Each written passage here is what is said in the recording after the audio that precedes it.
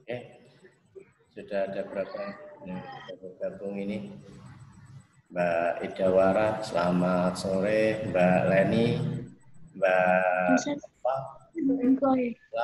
Mbak Esti, selamat sore semuanya. Gimana kabarnya? Sehat? Ya. Alhamdulillah Pak. Oke, sudah selalu diberikan kesehatan, dijauhkan dari wabah ya. Yang jelas sesuai dengan himbauan daripada pemerintah selalu di rumah saja ya, tidak usah kemana-mana gitu ya. Oke, baik. Ini kan udah lumayan ini waktunya, udah lumayan sore, kita mulai aja dulu ya. Nanti biar untuk yang lain bisa nyusul untuk bergabung. Baik, kita mulai. Selamat sore. Assalamualaikum warahmatullahi wabarakatuh. Waalaikumsalam warahmatullahi wabarakatuh. Oke, terima kasih. Kita kembali ketemu pada kesempatan sore ini untuk mata kuliah akuntansi keuangan 1. Nah, untuk sore ini kita akan berdiskusi melanjutkan pembahasan yang kemarin. Saya persilahkan nanti kalau video atau mungkin audionya bisa di-off-kan juga tidak apa-apa ya, nanti setelah perkuliahan ini yang mendekati selesai bisa diaktifkan kembali. Nah, kemudian sebelum saya mulai untuk perkuliahan pada sore ini nanti untuk presensinya ya, ini nanti Anda melakukan presensi melalui Siakat ya. Jadi saya harapkan nanti bisa ngisi login di Siakat, kemudian nanti di situ bisa memberikan komentar dari materi pada perkuliahan sore ini. Gitu ya, itu untuk pencatatan nanti untuk yang sifatnya presensi. Oke, baik. Langsung saja kita akan mulai. Jadi kalau minggu kemarin kita sudah berdiskusi menyampaikan materi tentang piutang ya. Di sini gambaran tentang piutang, bahwasanya memang piutang ini tagihan yang terjadi kepada perorangan atau mungkin organisasi yang timbul karena adanya aktivitas penjualan barang-barang atau jasa yang dilakukan secara kredit. Ya, ini. Jadi ketika ada terjadi transaksi penjualan secara kredit, ini nanti akan menimbulkan yang namanya piutang. Nah, piutang di sini masuk dalam kelompok aset lancar, ya, tetapi atau kekayaan ya yang dimiliki oleh perusahaan, tetapi kekayaan yang ada di sini ini tidak berada di tangan, ya, tidak berada di tangan. Karena apa? Karena memang piutang itu akan terrealisasi menjadi kas ketika ya pihak kreditur, ya pihak debitur maaf, itu melunasi daripada piutangnya. Oke. Nah, kemudian kemarin juga kita sudah menjelaskan bahwasannya untuk klasifikasi piutang ada 3, ada piutang usaha, ada piutang wesel, dan ada juga piutang lain-lain. Nah, ini.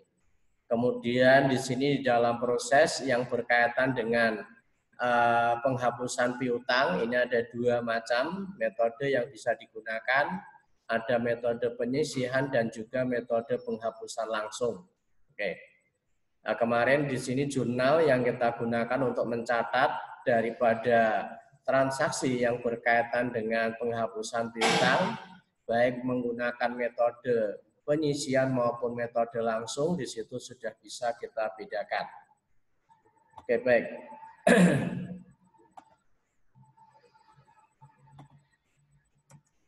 Nah, untuk sore ini kita akan lanjut ke diskusi atau materi berikutnya, masih dalam pembahasan tentang piutang dagang. Nah, ini adalah kita akan membahas tentang penaksiran atas kerugian piutang.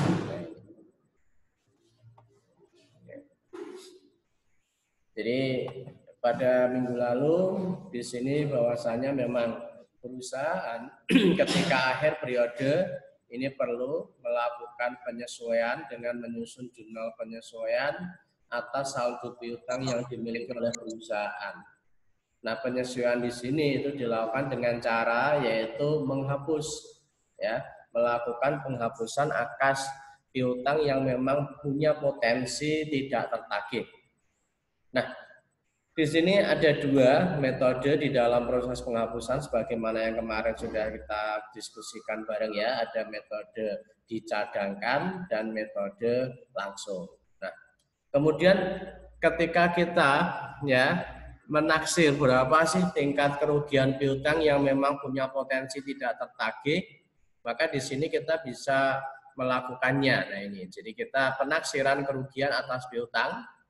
Dari beberapa metode penyisian piutang ada dua, ada secara garis besar, ada dua pendekatan yang nanti bisa kita gunakan untuk menaksir berapa besar kerugian piutang yang tidak tertagih. Untuk yang pertama adalah dengan menggunakan pendekatan neraca atau balance sheet approach, ya.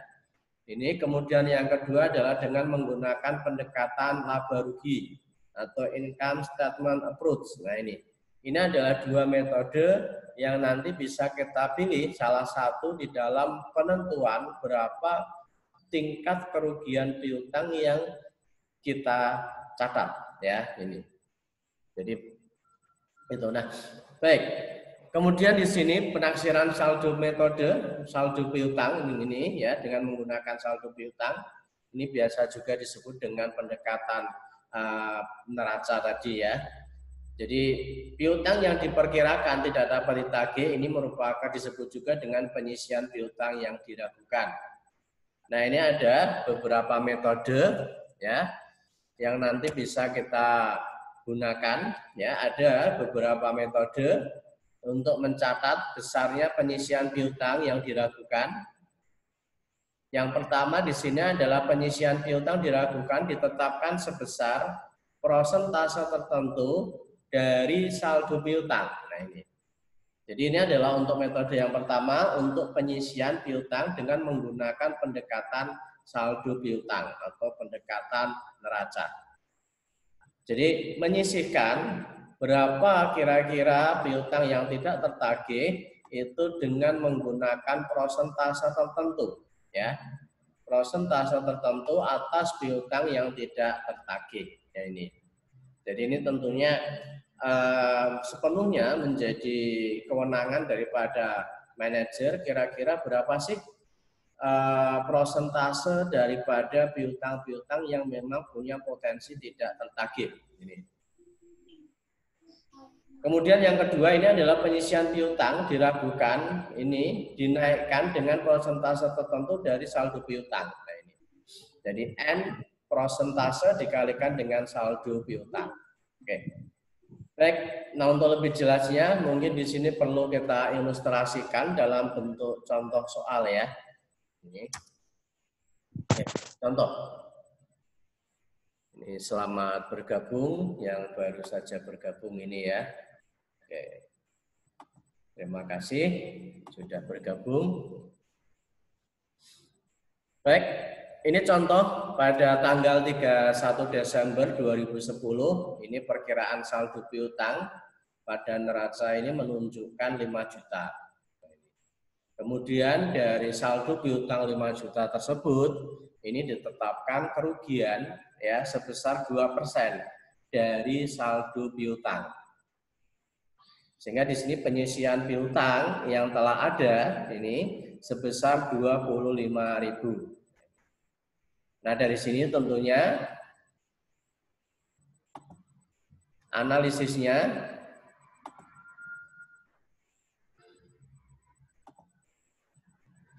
jadi penyisian piutang yang ditetapkan pada tanggal 31 Desember 2010 ini adalah sebesar 2%. Sedangkan saldo piutangnya adalah 5 juta, sehingga di situ nanti kita bisa menghitung berapa besarnya ya kerugian penyisian atas kerugian piutangnya, yaitu 2% dikalikan dengan 5 juta. Sehingga di situ diperoleh kerugian penyisian, kerugian atas piutang itu sebesar 100.000. Nah, di sini penyisian yang sudah dilakukan piutang yang telah ada ini sebesar 25. Jadi di sini asumsinya bahwasanya perusahaan sebelum menetapkan persentase kerugian piutang sebesar 2%, ini perusahaan sudah menyisihkan piutang setelah ada ini sebesar 25.000.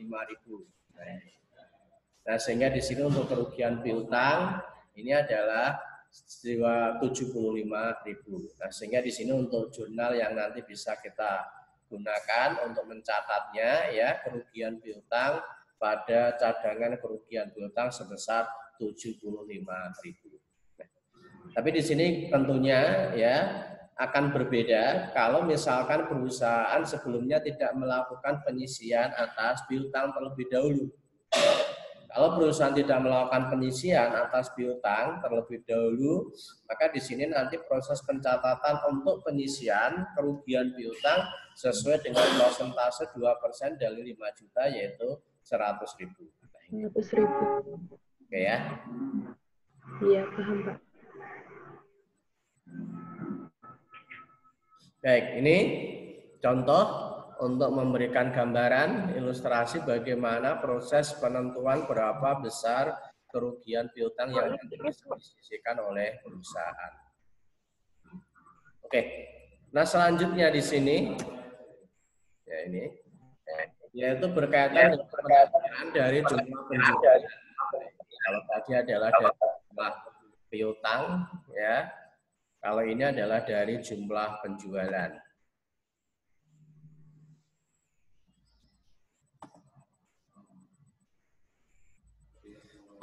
Nah, ini berarti kalau kita menggunakan jumlah penjualan, ini berarti asumsinya kita menggunakan pendekatan yang berkaitan dengan laba rugi.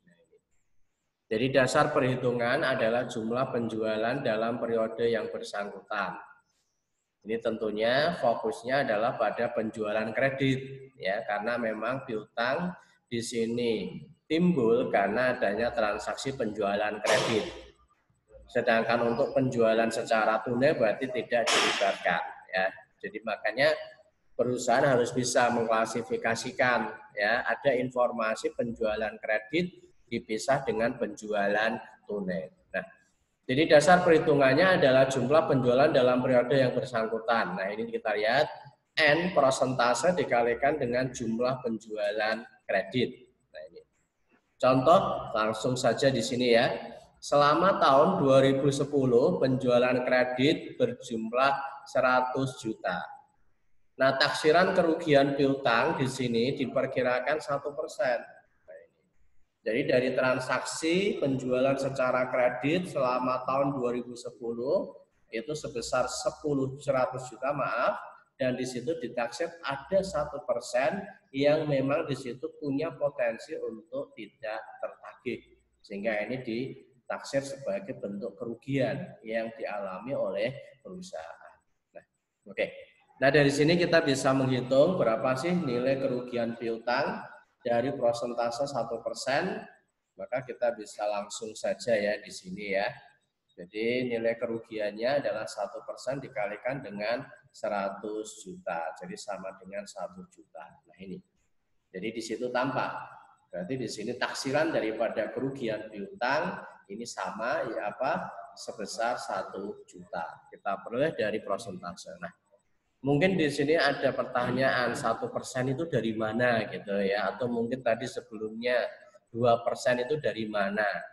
Nah ini 1% dan 2% ini berasal dari persentase taksiran. Ya. Jadi di sini taksiran yang dilakukan oleh pihak manajemen. Jadi manajer di sini menetapkan kira-kira kerugian piutang yang tidak tertagih itu sebesar berapa persen. Gitu ya. Nah, maka di situ kita bisa menemukan dari dua pendekatan di sini. Yang pertama adalah pendekatan neraca, yaitu dengan persentase tertentu dari saldo piutang, dan yang kedua adalah pendekatan laba rugi, yaitu persentase tertentu dari saldo penjualan kredit. Oke. Jadi memang bisa dikatakan yang namanya piutang ini memang memiliki tingkat resiko ya. Resikonya di sini pertama piutang tidak tertagih sehingga di situ menimbulkan kerugian. Yang kedua, keterlambatan di dalam pelunasan piutang. Ini tentunya perputaran daripada kas ini akan semakin lambat. Nah, maka dari itu karena memang di sini ada resiko-resiko, maka perusahaan harus ya lebih ketat di dalam memberikan ya kredit, atau dengan kata lain ketika menjual barang secara kredit itu harus benar-benar selektif ya, sehingga di situ dalam rangka untuk meminimalisir terjadinya piutang-piutang yang tidak tertagih, dan ini merupakan kerugian yang sangat tidak diharapkan. Oke, baik. Sampai sini ada yang tanyakan mungkin, silahkan. Belum ya ini ya? Oke, baik. Ya, Pak, belum, Pak. Belum, terima kasih.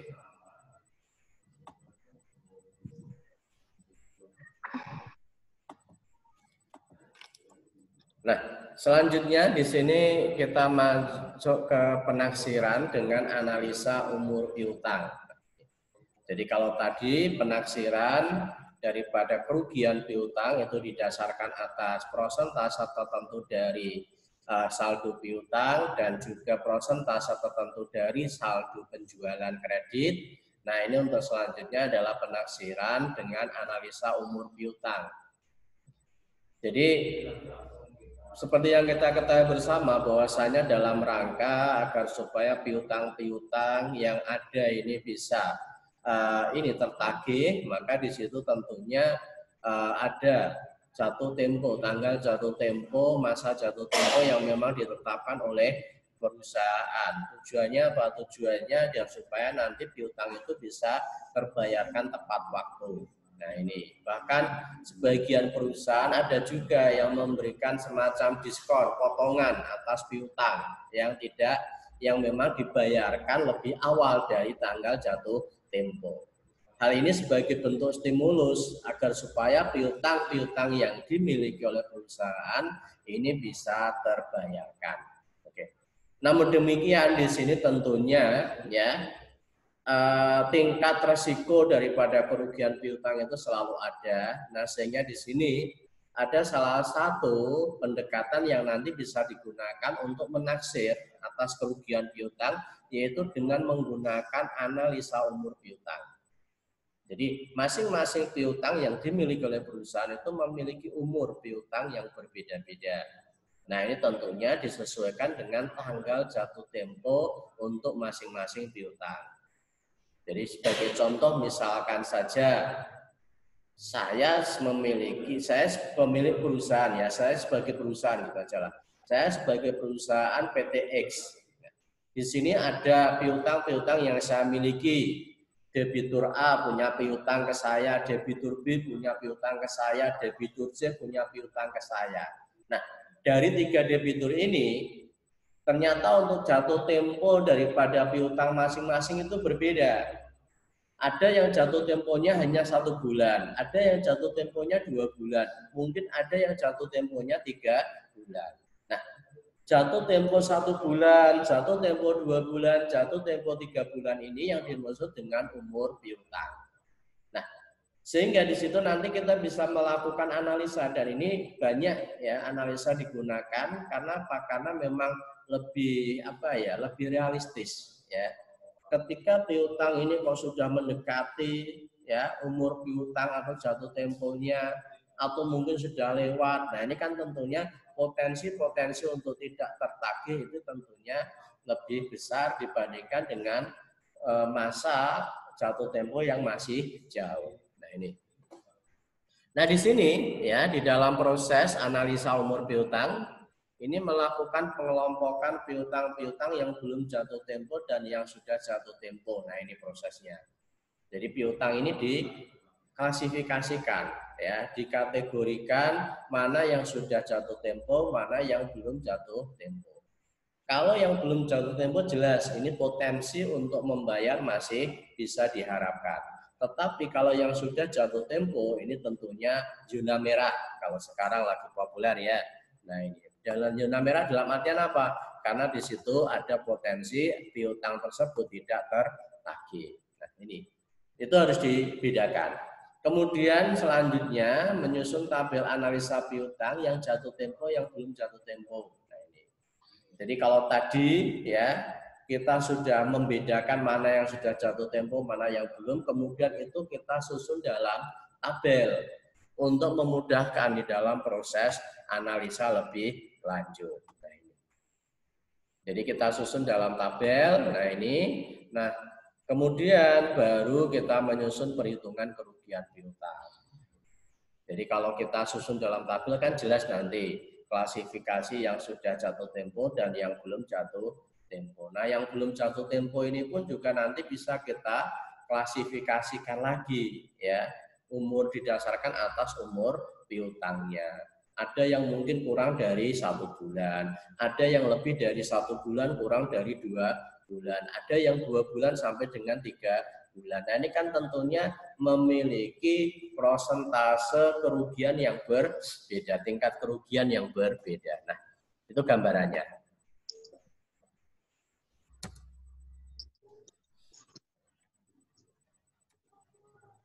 Nah, ini piutang yang belum jatuh tempo, ini adalah piutang yang tanggal pelunasannya belum melewati tanggal bayar. Nah, ini piutang yang belum jatuh tempo. Jadi kalau misalkan saja sekarang tanggal berapa? 13. Iya betul ya. Nah, sekarang tanggal 13 gitu. Nah, misalkan ada piutang yang memang di situ jatuh temponya tanggal 12 April. Nah, berarti di sini tanggal jatuh temponya sudah lewat 1 hari. Gitu ya. Tapi kalau misalkan sekarang tanggal 13 kemudian piutangnya jatuh temponya tanggal 20 April, berarti di sini belum melewati masa atau tanggal jatuh tempo. Nah, sedangkan untuk piutang yang sudah jatuh tempo ya jelas ini adalah piutang yang tanggal pelunasannya ini melewati tanggal bayar atau tanggal tutup buku. Oke, baik. Nah, ini yang membedakan antara tanggal piutang yang sudah jatuh tempo dan yang belum jatuh tempo. Nah, ini Anda bisa lihat ini adalah contoh daripada pembuatan tabel untuk mengkategorikan antara piutang-piutang yang nilainya sudah jatuh tempo dan yang belum jatuh tempo. Di sini tampak ya nama debiturnya, ya nama debiturnya itu siapa saja, si A, si B, si C. Jadi debitur itu adalah orang yang memang punya piutang ke perusahaan. Nah, ini kadang kebolak-balik ya, ada istilah debitur, ada istilah kreditur. Jangan sampai bingung ya. Kemudian di situ ada juga berapa jumlah piutang yang dimiliki oleh masing-masing debitur. Ini pada penyajian kolom kedua. Di situ nanti pada kolom bawah juga ada kolom jumlah, baris jumlah, sehingga nanti di situ kita bisa menghitung total daripada piutang secara keseluruhan yang dimiliki oleh perusahaan. Kemudian ini nilai yang belum jatuh tempo, ya, dan ini nilai yang sudah jatuh tempo. Nah, ini kita bisa melihat, ya. Jadi yang belum jatuh tempo dan yang sudah jatuh tempo.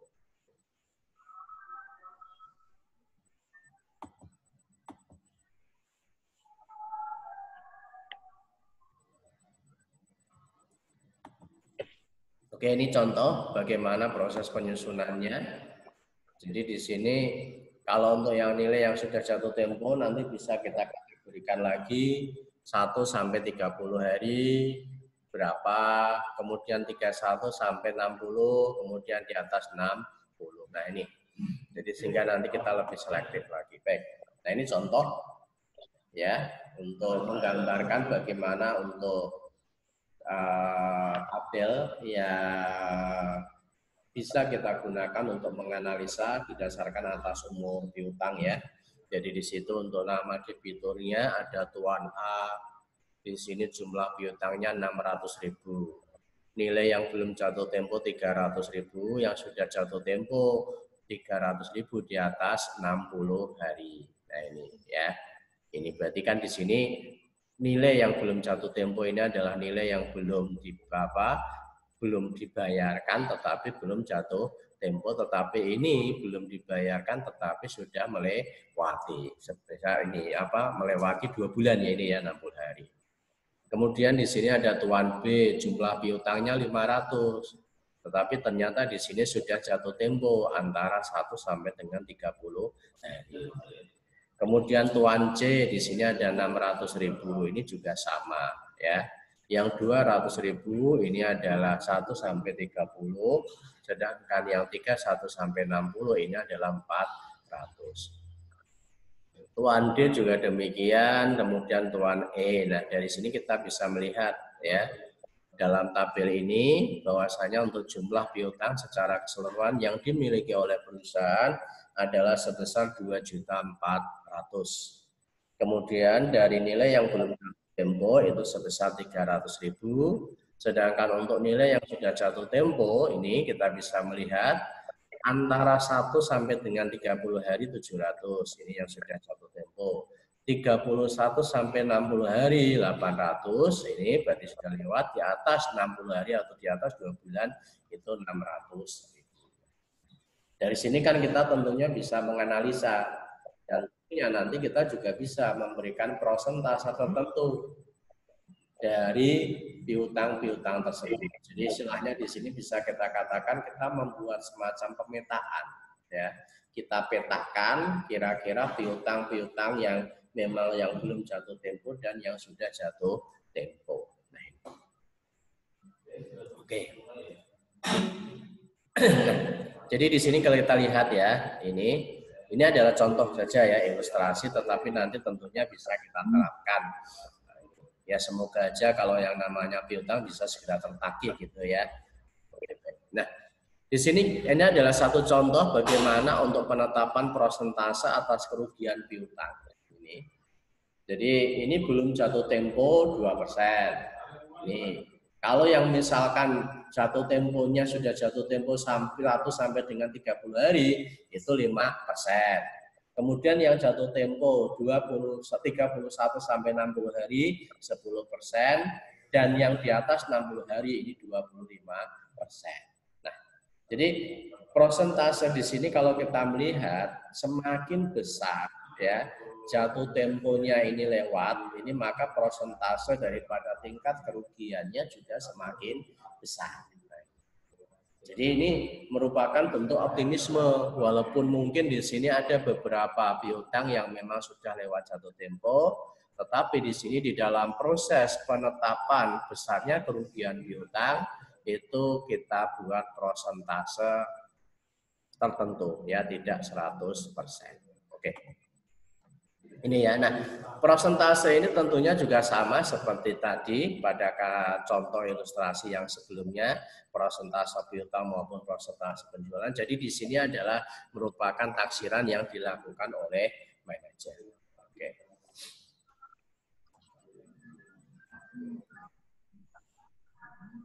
Nah, sehingga di sini dari prosentase yang sudah kita tetapkan, maka nanti di situ kita bisa melihat ya. Untuk kelompok yang belum jatuh tempo, nilai piutangnya adalah 300.000. Prosentase kerugian ini adalah 2%. Maka di situ nanti dimungkinkan untuk kerugian piutang yang belum jatuh tempo itu adalah 6.000. Kemudian untuk yang sudah jatuh tempo, ini prosentasenya beda-beda. Yang 1 sampai 30 hari ini nilai piutangnya adalah 700. Prosentase kerugian 5%. Jadi di sini 35.000. Yang 31 hari sampai 60 hari ini nilai piutangnya ini adalah 800. Prosentase kerugian adalah 10% sehingga nilai kerugiannya adalah 80. Yang terakhir adalah yang nilai yang kelompok lebih atas 60 hari, nilai piutangnya adalah 600.000. Nah, prosentase dan 20%. Ya di sini nilai kerugiannya adalah 150. Dari sini tampak bahwasannya untuk nilai kerugian piutang secara keseluruhan ini adalah 271.000. Nah, nilai 271.000 ini memang kontribusinya dari prosentase piutang yang dimiliki, baik yang belum tempo ini punya potensi adanya kerugian 2%, yang sudah jatuh tempo di sini juga punya potensi adanya kerugian piutang yang bisa kita sesuaikan dengan jatuh temponya itu. Nah, dari sini tentunya tampak bahwasanya ketika kita melakukan analisa untuk menentukan berapa besar tingkat kerugian piutang yang dimiliki oleh perusahaan, ya, kalau kita menggunakan umur piutang, tentunya di sini akan lebih selektif, lebih teliti, ya. Jadi tidak disamaratakan, tidak dipukul rata. Kalau tadi pendekatan yang dua yang sebelumnya, baik pendekatan persentase nilai piutang dan pendekatan persentase nilai penjualan kredit, itu kan tidak melihat daripada jatuh tempo atas piutang tersebut, tapi semuanya disamaratakan. Tapi kalau ini tentunya akan lebih selektif. Ya, karena apa? Karena ada pengkategorian mana yang sudah jatuh tempo, mana yang belum jatuh tempo. Nah, sehingga di sini tentunya harapannya adalah akan memberikan semacam gambaran yang lebih utuh, gambaran yang lebih real, ya, terkait dengan piutang-piutang yang dimiliki oleh perusahaan. Oke, baik. Jadi itu untuk materi melanjutkan diskusi kita pada minggu kemarin yang berkaitan dengan pembahasan tentang piutang dagang, ya. Oke, baik. Sampai sini ada yang tanyakan mungkin? Silahkan. Mungkin tadi sudah ngintip di situ ada tugas gitu ya. Nah ini. Iya, Pak. Oke, baik. Silakan kalau mungkin kita ada yang ingin ditanyakan, nanti kita bisa diskusikan bareng. Ini karena waktu yang tersisa hanya tinggal 5 menit saja ini. Oke, Materi nanti di-share di Classroom ya Pak, soalnya tadi. nanti disiakat saja. Ya, karena memang untuk saya tekankan, karena untuk presensinya langsung lewat siakat, ya. Karena kalau untuk presensi siakat ini sudah terintegrasi dengan sistem, sehingga nanti di situ memudahkan di dalam pemantauan manajemen, gitu ya. Nanti untuk link video ini akan saya tampilkan di siakat, Anda tunggu saja. Nah, nanti silakan di situ Anda bisa memberikan komentar, ya, login dulu baru memberikan komentar di situ, sehingga nanti kehadiran Anda itu memang ini dicatat di dalam sistem, gitu ya, ini. Iya. Nah, ini untuk beberapa, ini untuk penugasan ini saya sampaikan.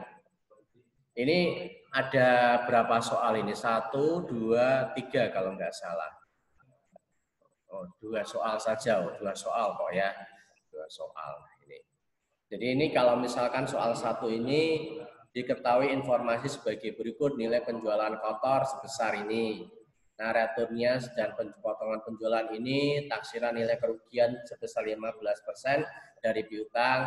Nah, ini untuk piutang dagangnya adalah 16.500.000. Nah, ini hitunglah nilai kerugian piutang berdasarkan penjualan bersih. Hitunglah nilai penjualan piutang berdasarkan nilai piutang. Pencatatan jurnal yang nanti bisa dilakukan untuk poin A sama poin B kalau sudah ketemu. Ini berarti menggunakan pendekatan yaitu apa? Saldo piutang dan saldo penjualan kredit. Yang perlu Anda ingat untuk penjualan kredit ini, ya, penjualan bersih ya. Kalau ini kan masih penjualan kotor. Nah, ini harus dibersihkan dulu. Gitu ya. Arahnya tahu ya ini ya. 142 juta ini penjualan kotor. Nah, nanti di situ tentunya karena ini ada retur dan ada potongan penjualan sebesar 250, maka ini nanti akan mengurangi daripada penjualan tersebut. Gitu ya. Sehingga nanti baru dikalikan dengan persentase. Itu sebagai gambaran lah, nanti bisa dicoba ya. Kemudian untuk yang soal 2 ini, PT Arum Selalu pada tanggal 31 ini mempunyai piutang sebesar ini, cadangan penghapusan ini yang sudah dicadangkan. Nah, ini buatlah jurnal di dalam transaksi berikut. Ini penjualan bersih selama tahun ini. kemudian selama tahun untuk uang tunai yang masih tagih, diskon diberikan. Oke, itu untuk soal kedua. Ini juga nanti untuk yang tampilan kelanjutannya ini ya. Ini piutangnya sudah ada, nah ini berapa hitung. Disuruh menghitung kerugian piutangnya. Ini berarti menggunakan umur piutang. Oke, baik.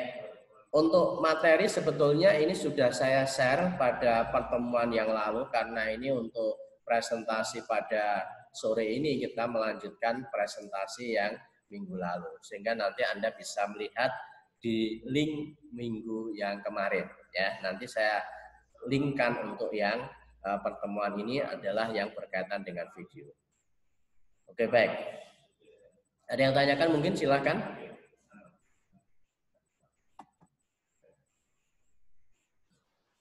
Atau nanti juga bisa saya tampilkan untuk materi yang sifatnya dalam bentuk Word juga boleh ya. Di sini ada juga sih tampilan untuk materi yang Word. Ini nanti ya, ini untuk materi Word-nya. Ini nanti akan saya share juga boleh di siakatnya ya. Untuk bahan bacaan kalian ya, untuk lebih jelasnya. Ini mencakup ada piutang dagang, ada piutang wesel juga, dan di situ juga ada beberapa contoh yang mungkin nanti di situ bisa membantu di dalam penyelesaian untuk jurnalnya. Ini nanti mungkin saya share juga. Oke, baik. Itu dikumpulkan kapan, Pak? Kalau ada yang tanyakan? Ini kebetulan waktu yang tersisa juga tinggal 1 menit. Saya persilakan. Kumpulannya, Pak. Ini ada berapa ini? 13 ya mahasiswa yang hadir ya. Mbak Hesti Ayu Pangesti. Pangesti apa Pangestuti ya? Oh, Pangestuti. Oke, hadir. Mbak Idawara masuk hadir. Mbak Leni juga ada. Mbak Siti Nurhayati. Oke, ada. Mbak Sri Budi ada ya, Mbak Sri Budi ya? Ada. Oke, Mbak Selvi. Nah ini Mbak Putri Ervina hadir. Mbak Selvi ada ya? Mbak Prames, Mbak Bella Kisnul, ya. Mbak Harni, Mbak Iin. Ada Mbak Iin? Mbak Wulan Sukma, Mbak Nora. Oke, baik. Iin ada, Pak. Iin ada, baik. Silakan kalau ada yang tanyakan, karena mungkin waktunya ini tinggal kurang dari 1 menit. Kalau nggak ada mungkin saya akhiri, ya. Nanti kita bisa lanjut diskusinya di silakan, gitu ya. Oke, baik. Saya akhiri. Terima kasih. Jaga diri kalian, tetap betah di rumah saja.